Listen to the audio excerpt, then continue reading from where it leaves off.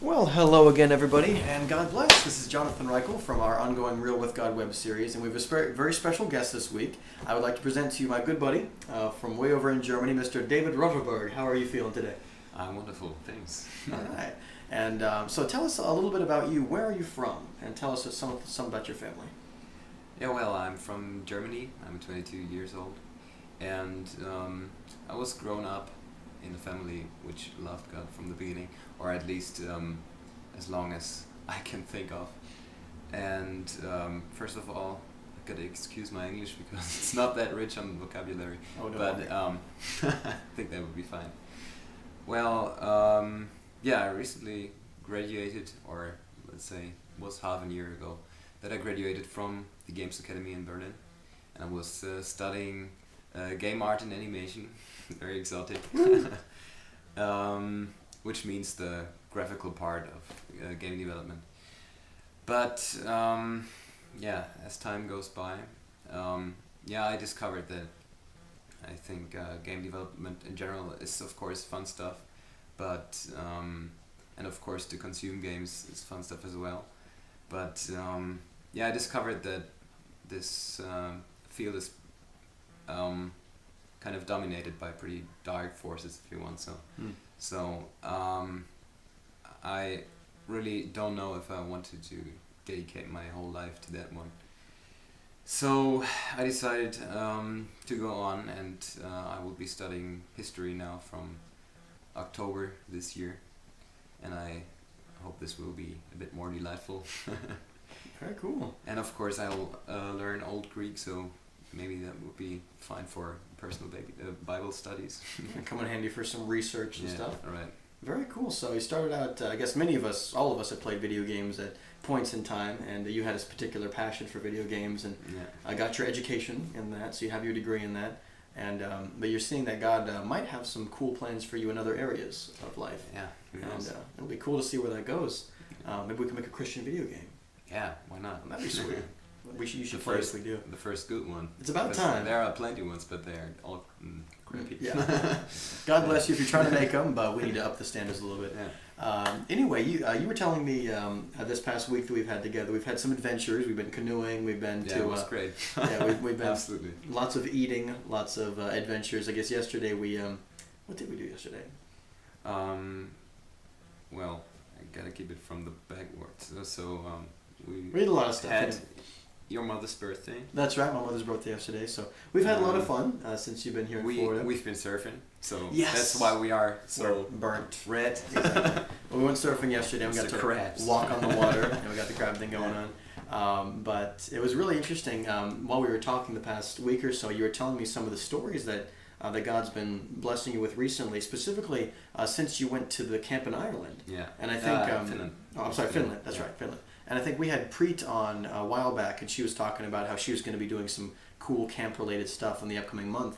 And so this is the other side of that. And you and I think the Baines girls and the Tor family and a lot of other really cool people were able to be at this camp in Finland. And there was kind of an adventure of how you got there originally. Can you just tell people about the story of how you got to the camp? Yeah, absolutely. Well, my sister and I.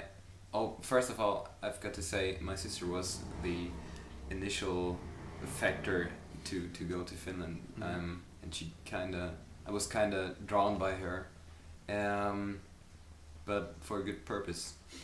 Well, yeah, we tried to get to Finland, and we actually missed our first flight, and my sister was completely, she was up into tears, and we really didn't know what to do in this situation because we hadn't really realized that this was really happening up to this moment. And yeah, fortunately we got a last minute flight in the evening hours, so we were going finally to Finland a few hours later from another airport we had to travel to first, which was kind of an odyssey. And yeah, when we arrived there it was just pure love and the real family deal, if you want. So I mean, normally when I go somewhere where are people I don't know, I've got I really don't know how to act and what to say and what would be appropriate to do. But in this case, it was just all the people were acting like we would know each other for years, and it was just such a warmth and the real family feeling. It was just great. I think the best time of my life. Absolutely. Yeah, and it's really interesting that you mentioned that about the family nature of being with believers. And I had the exact same experience when I've been traveling recently. I guess I went to India this past Christmas, and I went to Georgia and hung out with the Graneros. Hi, Graneros, by the way. And I got to come back down here to Florida and host some camps here. And all over the world that I've been spending time with believers, I've noticed the exact same thing, that it truly is a family. And it's a very different kind of love. It's a different kind of relationship amongst believers than it is with the rest of the world. Yeah. Because there's no judgment, there's no pettiness. Yeah. It's just love. We try to live like Jesus Christ did, and he was all love. There was no pettiness, there was no arguing, there was no bickering. With Jesus, he just accepted and loved, and just overwhelming unconditional love and forgiveness and kindness, and it feels good. Absolutely. It was kind of refreshing every cell of your body. Yeah, and so here you went to the camp in Finland. Yeah. And it really blessed your heart, and it really inspired you. So what is the next step? What do you feel like that God might be telling you to do going forward? What are some ideas that you might have of how you can serve God, continue with God, as well as maintain your responsibilities? Well, first of all, I think we should stay in close contact with the body of Christ, which is the number one priority. Mm-hmm. And I think everything else will kind of come up by itself, by the power of God. Of course, he's leading the way, so we don't have to worry about anything. Definitely stay in contact.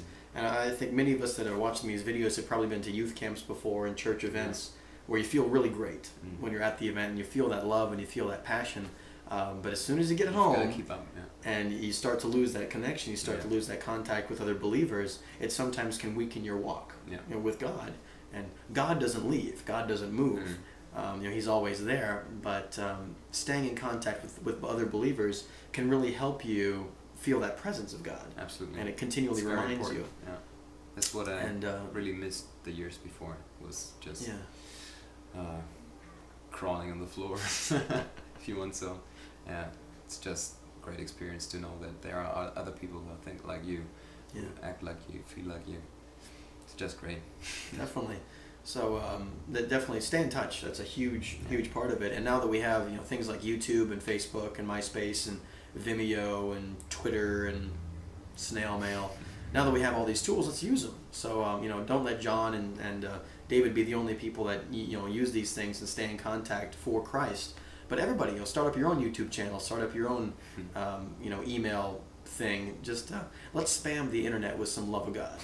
Absolutely. Let's just flood the internet with it. So I'm excited to see what you guys can do with your ideas and your inspiration. And we always have our Real with God online fellowship where we can all meet together online. And it's going to be every Sunday night at 7 p.m. of East Coast U.S. time, so Florida time, 7 p.m. And if you can make it, grab a headset and listen in and pray with us and believe with us online. We always have an international crew from all over the world talk and love each other and teach each other.